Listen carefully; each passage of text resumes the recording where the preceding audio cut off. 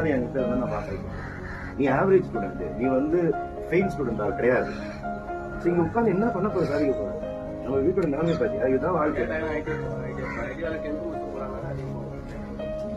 என்கிட்ட ஒரு 7 மணி நேரம் கொடுங்க. என்கிட்ட என்ன ஒரு பாசிட்டிவ்னா என்கிட்ட ஒரு பிள்ளைங்க ஃபீல் ஆக மாட்டேன்.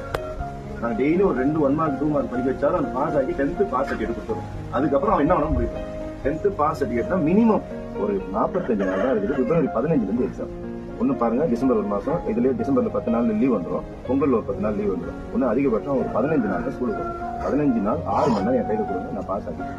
சரி.